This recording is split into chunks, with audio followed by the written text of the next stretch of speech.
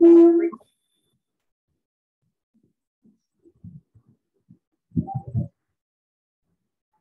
morning, students. So today we are going to start chapter 8 of our NCERT book. And this chapter is human health and diseases. So what we are going to study in this chapter, we are going to study in detail about the common diseases that we all suffer sometime in our life. So these are the common diseases in humans. Another thing is immunity. So we are very much familiar that immunity is actually the overall ability of our body to fight against the diseases or disease-causing agents. So I am going to tell you in detail about the different type of immunity or the immunological methods. In the last of the chapter, we are going to deal with two very dreadful kind of diseases, and these are AIDS and cancer. And beside AIDS and cancer, we will also study in detail about the different type of drugs and how these drugs, they become an important part, an intimate part of today's youth, and how they destroy our younger generation, and what are the methods that we should use in order to protect our younger generations from this kind of addiction of drugs. So let's start our chapter. What is given in the introduction of the chapter? That for a long time, most of the peoples, they thought that health is generally considered as a state of body and mind. If your body is healthy, it is free from any kind of diseases, disorders, or ailments. And if your mind is also free from any kind of tension, stress, then this means that you are a healthy individual. So many humors, they are there in the society time to time. So the earlier Greeks like Hippocrates, as well as in the Indian Ayurvedic system, so many medicines they are mentioned that are actually used for treatment of various kinds of diseases that are found time to time in our localities. So many peoples, they generally have a misbelief in their mind that in the very beginning, in the very ancient times, the people, they generally relate the health with the kind of complexion the people generally have. So some of the people, they thought that if you have a darker complexion, or if some members of the society, they have dark complexion, this means they are suffering from any kind of fever. So this thought prevailed in the society for a longer time. After a very long time, there was a scientist and his name was William Harvey. And William Harvey was the person which used different kind of experimental methods. And through these experiments, he demonstrated that the normal body temperature in persons who actually have dark complexion. He said that it is no relation between the dark complexion and the fever among these persons. It is not very much true that those persons who are dark complexion, they always have a fever. He introduced thermometer. So by his thermometer, he measured the temperature of these persons and tell the people that it is a wrong belief in the society that is now prevailing for a longer time, that the people who have black complexion, they generally have fever, but there is no relation between the complexion and the fever found in these persons. So in the later years in biology, health is defined in different ways, and people generally thought that the mind influences by different kind of systems that are generally found in your body. So these may be the immune systems and the nervous systems, endocrine systems, so many systems that are present in your body, which also have some direct or indirect relation with the health. So there is a well-developed neural system present in your body, endocrine system, that is concerned with the secretion of hormones. All of these, they are playing a significant role in maintaining a person's health. And immune system is also there in our body. And this immune system, it consists of different type of immune related cells, which are playing an important role in maintaining a good health for an individual. So later on, the definition of the health is revised by the people's time to time. And they said that the mind and mental state, it can affect your health. So health is affected by different reasons, and some of these reasons may be the genetic disorders.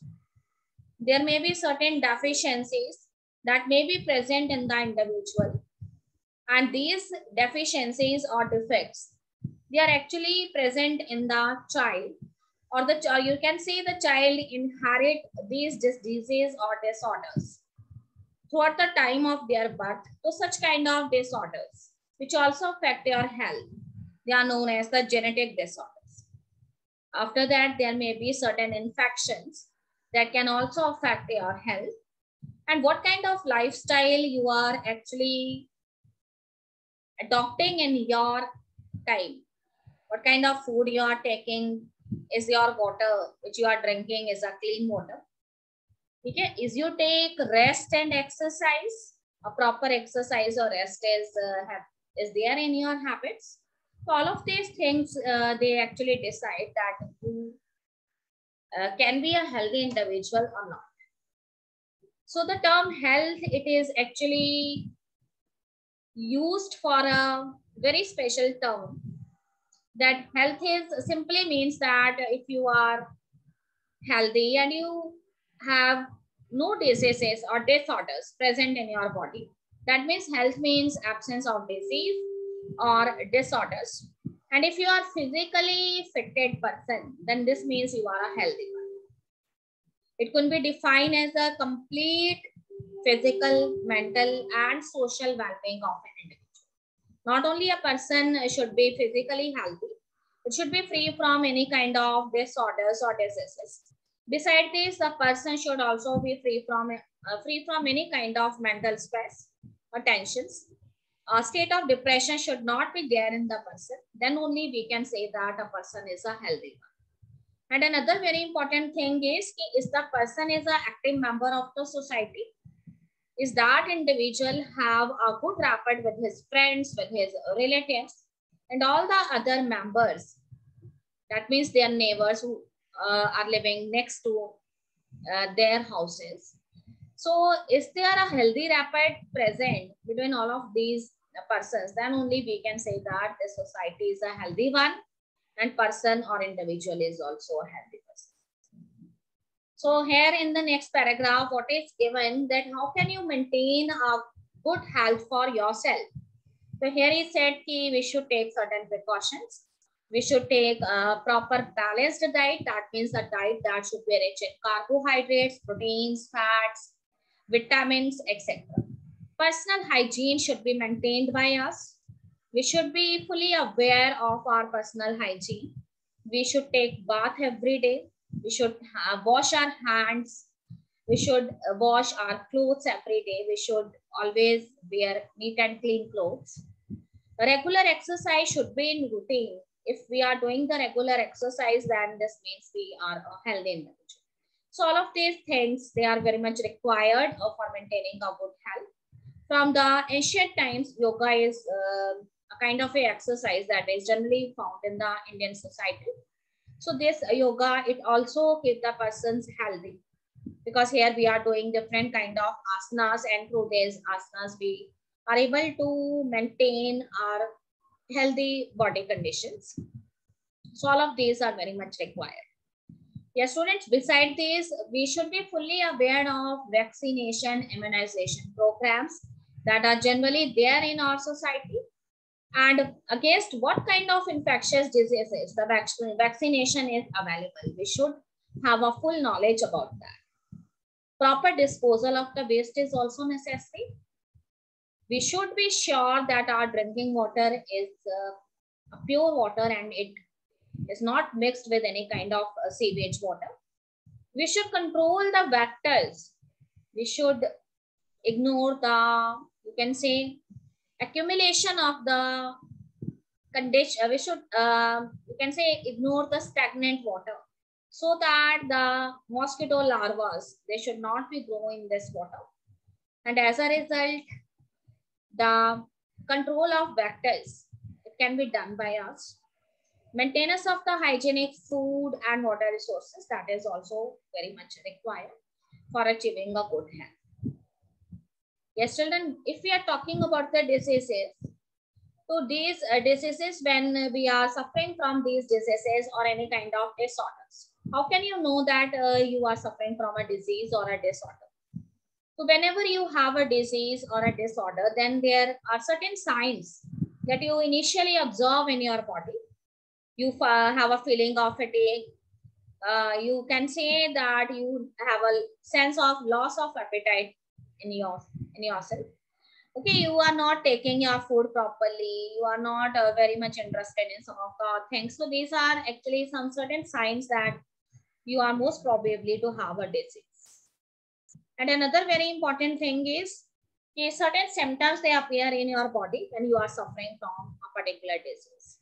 So broadly we divided these disease into two categories. Some of these diseases may be the infectious diseases, and some of the diseases, they are the non-infectious type of diseases. So as the name itself indicates, infectious diseases are those diseases which generally spread from one person to another. It actually spread through infection. And non-infectious diseases, they are actually those diseases which cannot spread from one person to another. It only develops in a particular individual, and it is not finally spreading from one person to another. So there are so many examples of the infectious diseases. One of the common example is the common cold. And there is some more examples of non-infectious diseases. For example, cancer is there. So nowadays, we generally hear about different type of cancers the people they are suffering from. So these are the example of the non-infectious diseases. Yes, children, so here I have written that health does not simply means absence of disease or physical fitness. It can be defined as a state of complete physical, mental, and social well-being of an individual. So what is the advantage of a good health? So you can say that good health increases productivity and brings economic prosperity in the nation. Health also increases the longevity of the people. If people are healthy, then they have a longer lifespan. And it also reduces infant and maternal mortality rate. You are very much familiar that before independence, as the medical facilities, they are not available to us. So most of the cases related to infant and maternal mortality, they are very high at that time. Most of the infants, the newly born infants and the mothers, in lack of facilities, they generally die. So nowadays, after independence, there is so much advancement in the medical field. So many hospitals, they open, health centers are even available in the villages too. Doctors are there, qualified nurses are there. So all of these things, they now increase the longevity of the people and also reduce the infant and maternal mortality rate from our society. Yes, children, I have already discussed that there are various methods by which you can achieve good health. And one of that is balanced diet, a diet that should be rich in every kind of nutrients. It may be carbohydrates, proteins, fats, vitamins, and minerals. Personal hygiene is very much important, and regular exercise should be a part of your life. We should aware about the different asanas that we generally do under yoga. We should aware about the disease conditions. We should know what kind of diseases they are generally present in our, you can say, where we live, there are different kind of diseases. So we should be fully aware about those diseases, their symptoms. We should be fully aware that is there a proper disposal of waste? Is the sewage waste is properly disposed of? Then vaccination programs should be known to us so that we guide other people too about the infectious diseases. We should take precautions that how can we control the vectors, because some of the diseases they are actually takes place with the help of vectors. One of such diseases is malaria, and it is caused by a female. You can say its vector is a female mosquito, and its name is Anopheles. Though the malarial parasite is Plasmodium, so this Plasmodium is actually picked up by this Anopheles mosquito. Okay, another very important thing is maintenance of hygienic food and water. So our food and water should be hygienic so that we overcome the conditions of disease. We protect ourselves from any kind of ailments or diseases. Yes, children, I have already explained that diseases are broadly classified into two major categories. So one of such diseases are known as infectious diseases. Other are the non-infectious diseases. As the name itself indicates, the diseases that transmitted from one person to another. The common example is common cold. So all of us have suffered from common cold. And you know that how we feel restless when we are suffering from a cold. So such kind of diseases which spread from one person to another, they are known as infectious diseases. Another one is non-infectious diseases. So diseases which are not transmitted from one person to another. It actually occurs within the body of an individual. And it is not transmitted from one person to another, or you can say it cannot spread from one person to another. So such type of disease is known as non-infectious disease. And one common example is cancer disease. Yes, children. So if we are talking about the disease condition, then one term that always comes in our mind is pathogens. So what are these pathogens? The pathogens, they are actually the disease causing organisms. So these pathogens, they are causing different kind of diseases, and so many pathogens are there present in our surroundings. So they may be bacteria, they may be viruses, they may be protozoans or helminths, and sometimes the fungi, they also act as pathogens. So these pathogens, they are actually parasites because they are always dependent on the body of the host for obtaining their nutrition. And when these pathogens, they enter into the body of the host, as they are the parasites, so they harm the body of the host. And on entering the body of the host, they adopt different kind of means. Sometimes they enter into the body through nasal passages. Sometimes they enter through the mouth. Sometimes they invade the skin and then enter into the body. So there are different means by which the pathogens, they generally take an entry in the body.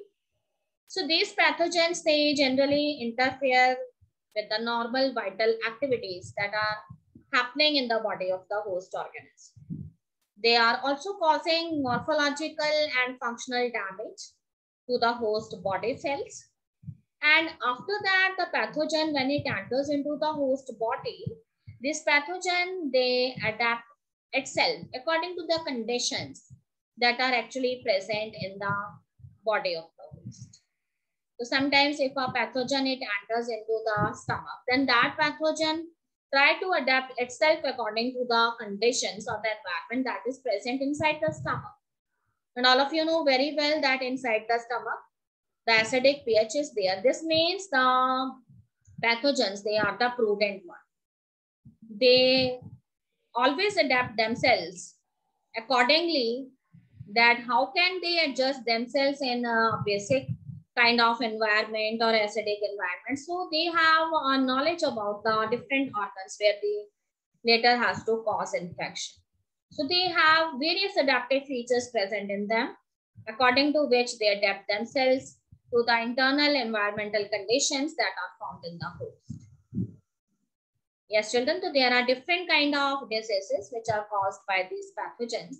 So here I am taking the first one. The first disease is known as typhoid disease. Yes, children, the causal organism of this typhoid disease is a bacterium. And the name of the bacterium is Salmonella typhi. And this Salmonella typhi, as soon as it enters in the body of the human beings, initially fever is found in the human body. And this pathogen, they actually enters into the small intestine of the human. And how it enters in your small intestine through contaminated food and water. This typhoid bacterium, which is Salmonella typhi, it enters into your small intestine and it start living in your small intestine. So there are different kind of symptoms that generally appear when you are suffering from typhoid. As I have already told you, fever is there, but it is not a high fever. So it is a sustained fever and it range from 39 to 40 degrees Celsius. A condition of weakness is there. Patient have a feeling of fatigue. Then stomach pain is there, constipation is there, and the person also have a feeling of headache and loss of appetite is also seen in a patient that is suffering from typhoid. So this bacterium, as it start living in the small intestine, so it cause intestinal perforation.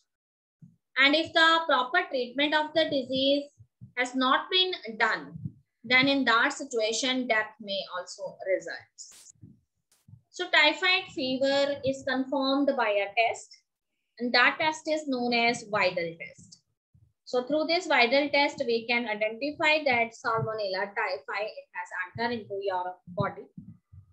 And here I want to discuss with you a very classical case of Mary Malone. Mary Malone, who was popularly known as a Typhoid Mary. She was a cook by profession and used to cook food for her restaurant and always serve that food to those people who generally comes to her restaurant. So in this way, he continuously spreading this typhoid disease to several people who generally visit that restaurant. So by this incidence, she was popularly known as a typhoid Mary. Yes, children, here I have showing you one pictorial chart. And here it is written that what are the mode of transmission of typhoid bacteria. So lack of proper hand washing. If you are not properly washing your hand and your hands are contaminated in that situation, you get the disease. Contaminated food and water is another cause. And the disease, it actually, you can say the pathogen, it actually enters into the small intestine. It start eroding of the small intestine, eruption of the small intestine. And later on, the disease can also spread to liver, spleen, and bone marrows also. So major organs, they get affected by the disease. Yes, children, here I have written all the symptoms and the mode of action of the bacteria. Causal organism is Salmonella typhi. Mode of action, pathogen enters small intestine through contaminated food and water and migrates to other parts through blood. And what are the symptoms? So sustained high fever is there, 39 to 40 degrees Celsius. Fever is generally seen in the patient. Weakness is there, stomach pain is there, constipation is there, headache, then a loss of appetite. The person is not very much interested to take food. He generally avoid the food. He is not interested, even the food is tasty. Typhoid fever is confirmed by the test known as Widal test. Okay, children. So next disease is pneumonia. Yes, students. Next disease is pneumonia. So the causal organism is Streptococcus pneumoniae bacterium, and there is one another bacterium, that is Haemophilus influenzae. So both of these bacteriums, they generally infect the alveoli, which are actually the air-filled space of your lungs. So here in this disease, the alveoli, they get filled with a fluid. You can see a kind of a liquid, it gets filled in the alveoli, and it leads to severe problems in respiration, because you know that alveoli is actually the site of exchange of gases. So when it gets filled with a fluid, then exchange of gases will not take place. So many symptoms, they generally arise in the patient. It includes fever, a feeling of chill is there, then cough and headache is there. And in severe cases, the lips and the fingernails of the patient, it turns gray to bluish in color. How the healthy person it acquire the disease? So by inhaling the droplets or the aerosols that are actually released by the infected person. Or if the person is sharing even the glasses of that person, then also the disease, it finally transmitted to a healthy person. And if the person used to eat in the same utensils what the infected person is using, so in that situation, the disease, it enters into the body of the healthy person. Yes, children, here I am showing you how the alveoli, they get filled with congestion of fluid. And in the severe cases, what you see that whitening of the lungs, it takes place because of the filling of this fluid. So this is the X-ray photograph of the lung that is suffering from pneumonia. Yes, children, the next disease is common cold. So the causal organism is group of viruses, which are collectively known as rhinoviruses. So these rhinoviruses, they generally infect the nose and the respiratory passage, but the disease has not entered into the lungs. So here, what kind of symptoms do you generally see? That nasal congestion is there. Your nasal passages, they get blocked with congestion and discharge. And your throat, it becomes sore. So sore throat means swelling of the throat is there. Hoarseness is there. You have experienced a dry kind of drying in your, we can say, nasal passages as well as in your throat. Cough is there, headache is there, and tiredness. Because the virus, it generally have an incubation period of 4 days. So the virus activities, they generally last for 3 to 7 days, and during the 4th days, the virus, it shows it experience activities. So at that time, the person have a feeling of fatigue or tiredness. So how the disease spread? The droplets from the cough and a sneeze.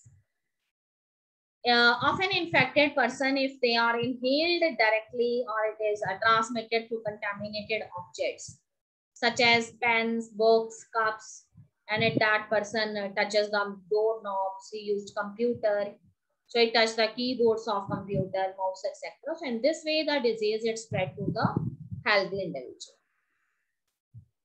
Yes, children, here I am showing the symptoms of the common cold.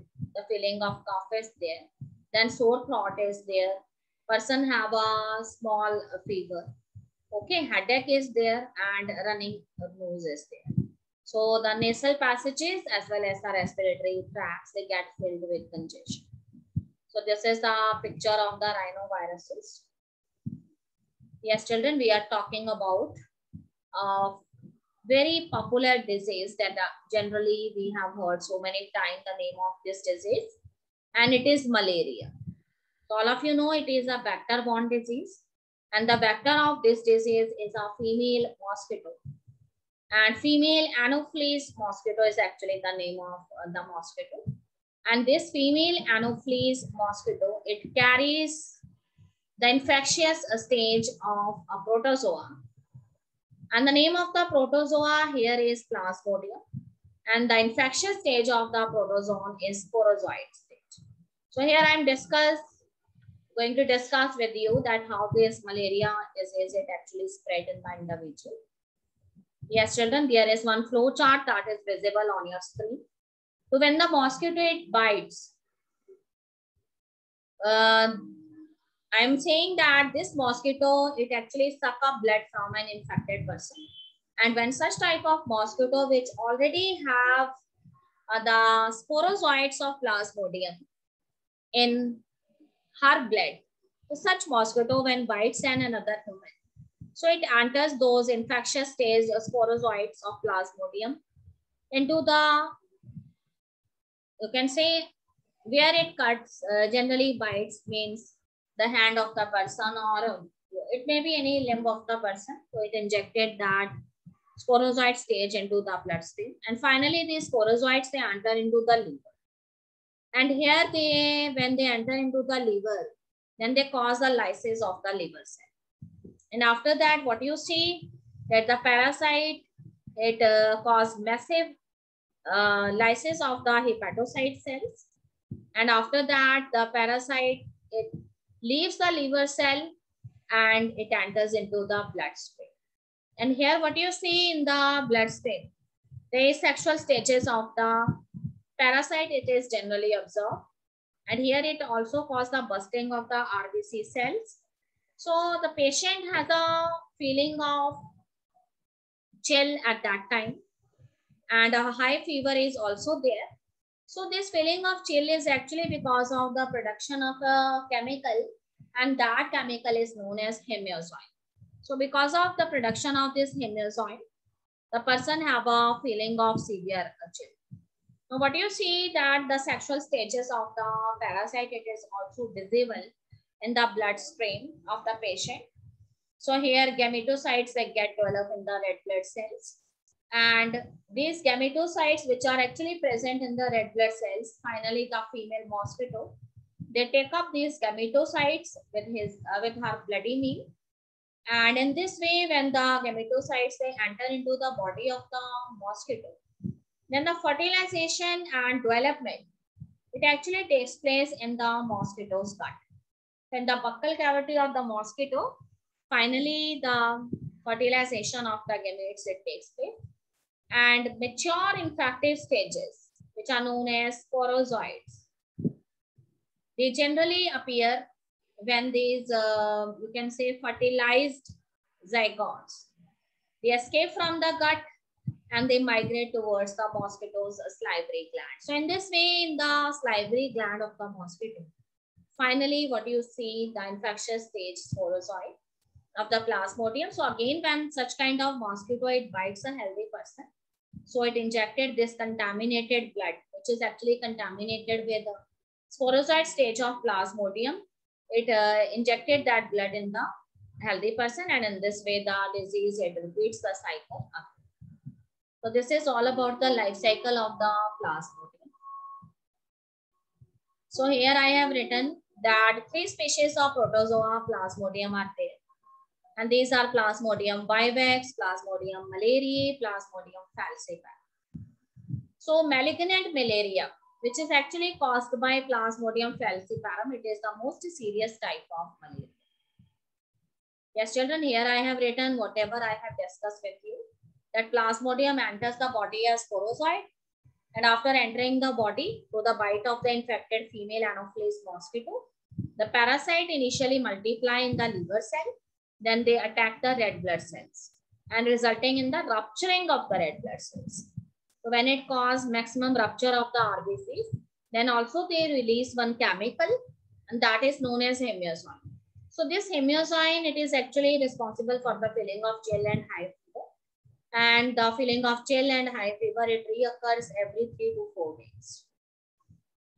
Yes, student, the female Anopheles mosquito bites an infected person, then the parasite, it enters into the mosquito's body. Under its further development, it takes place inside the mosquito body. And here in the mosquito's body, the sporozoites, they are later stored in the salivary glands. And when this mosquito, it bites a fresh body, then in this way, all of these events, they are repeated in the fresh body again. So 2 hosts of Plasmodium are there. One is human and another is the mosquito. And here the mosquito is Anopheles mosquito. Yes, children, another disease is amoeboid dysentery, or it is also known as amoebiosis. So the causal organism is Entamoeba histolytica. So generally the disease, it is actually transmitted in a patient through contaminated water and if the patient, it actually take contaminated food from any of the polluted source, or food is also contaminated, in this way the Entamoeba histolytica, they enter into the body of the patient, and in this way the disease spread. So what are the symptoms that are generally seen in case of amoeboid dysentery? A feeling of constipation is there, means indigestion is there. Abdominal pain and cramps are also found. And whenever this person excrete out their stools, then these stools, they actually contain excess mucus and blood clots. Because generally the parasite, it used to live in the large intestine. And here this parasite, when it enters into the large intestine, so it start causing the eroding of the large intestine. So that's why the blood clots, it appears along with mucus in the stools of the patient. How the disease spread, the mode of transmission is houseflies. These houseflies, they are generally living in your houses.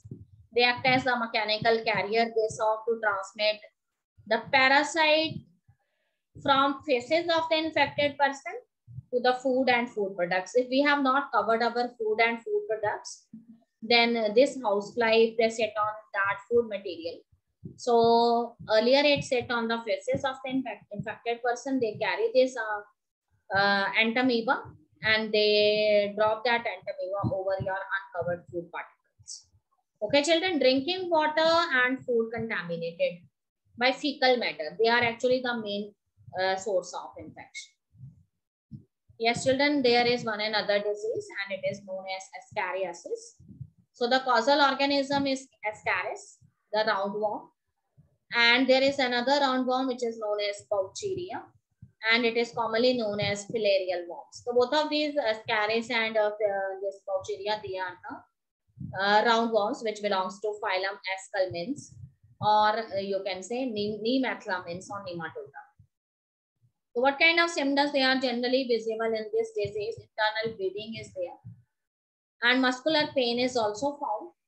Fever is there, anemia, then blockage of the intestinal passage. Because the intestinal passage, it actually gets filled with these worms, which are Ascaris. So what is the mode of transmission of the disease? So eggs of the parasite are excreted out along with the feces of the infected person. And these feces, they contaminate soil, water, plants, etc. So when the housefly, they actually sit on the feces of this infected person. So from there, they pick up these roundworms, eggs, and in this way, they make your food contaminated. Or if the water is also contaminated with the eggs of this worm, so in this way, the disease is spread. So here you can see the intestinal passage, it actually filled with numerous worms. So in this way, the feeling of constipation is there in the patient. Yes, there is another worm that is known as Boucheria. So there are two species of Boucheria. It also comes under roundworms. Boucheria bancrofti and Boucheria malai. They cause a disease which is known as filariasis or elephantiasis. Why it is known as elephantiasis? Because if the disease, it enters into the limbs of the patient, then the limbs of the patient, it actually take the shape of the elephant foot. So that's why the disease is known as elephantiasis. So filarial worms, they generally cause a slow developing chronic inflammation of the organs in which they live for many years. The inflammation of the lymphatic vessels here takes place in the lower limbs. And the genital organs, they also get affected. And gross deformities, they are generally seen in the genital organs. What is the mode of transmission? So pathogen are transmitted to a healthy person through the bite by a female mosquito. So again, a female mosquito is involved in this disease. Yes, children, the last disease is known as ringworm infection. So the causal organism is a fungi. So fungi of genera Microsporum, Trypophyton, Epidermophyton. All of these group of fungi genera, they are causing a disease that is known as a ringworm infection. So what kind of symptoms they are generally seen in ringworm infection? That is appearance of dry, scaly lesions on various parts of your skin, nails, and even scalp. The lesions, they are actually accompanied by intense itching. A feeling of intense itching is there on the lesions. The lesions, you can consider it as patches. So heat and moisture, if such kind of conditions are there, then these conditions, they help the fungi to grow and makes them thrive in the skin folds, such as if you are continuously wetting your feet again and again, then in the gaps between your foot toes, this moisture, it remains, and as a result, this moisture, it helps the fungi to grow there. So wherever the skin folds are present in the groin or between the toes, this fungi, they generally grows and cause a ringworm infection. So here's, see what kind of lesions that generally appear on your skin. Okay, so they are generally how the ringworms, they generally transmitted in the body. So they are generally acquired from soil. Or if you are also using the towels of the same person, you are sharing your clothes with that infected person, then in this way you get that disease. Even if you are sharing the comb of the individual, then also you get the disease. So this kind of lessons, they generally appear on your body. And if your proper treatment is not done by the person, then the patches or the lessons, they spread on the whole skin. Yes, children, in the last section of these diseases, I'm going to discuss with you that how can you prevent and control infectious diseases. So we should take in mind some precautions. The personal hygiene is very much necessary. You should keep your body clean. Consumption of clean drinking water should be there. Food, vegetables, and fruits, they should be properly washed before consuming. Another very important thing is public hygiene. So proper disposal of waste and excreta should be there. Periodic cleaning on and disinfection of the water reservoirs. It may be the water coolers which you are generally using during summer. Okay, cleaning of the cesspools, tanks, and different standard practices of hygiene during public catering, that is very much necessary. Another thing is, if the disease are the infectious diseases like common cold, typhoid, so we should avoid close contact with the infected person. And we should also avoid using the belongings of that person. If the disease is a vector-borne disease, then in that case, control of the vectors is very much required. And the breeding grounds in case of malaria, filariasis, dengue fever, where generally the insect vectors, they spread. So we should overcome the stagnation of the water. Stagnant water should not be there so that the larvae of these mosquitoes, they will not grow. To avoid stagnation of the water around any of the residential area. Okay, regular cleaning of the household cooler should be there. And we should make use of mosquitoes nets more and more. And there is one another way we introduce the fishes, gambusia, in ponds, or if we have swimming pools in these pools and ponds. These gambusia fishes, they actually feed on the larvae of the mosquitoes. So in this way, we discourage the vectors to grow. Spraying of insecticides in ditches, drainage, and swamps are also required. Doors and windows, they should be provided with wire meshes so that the entry of the mosquitoes as well as house flies, they can be prevented. So if we are doing these kind of precautions, we will successfully overcome the conditions of diseases and disorders. So student, this much you have to study in today's lecture. So please go through the book and have a thorough knowledge of the concept. So that's all in today's lecture, students.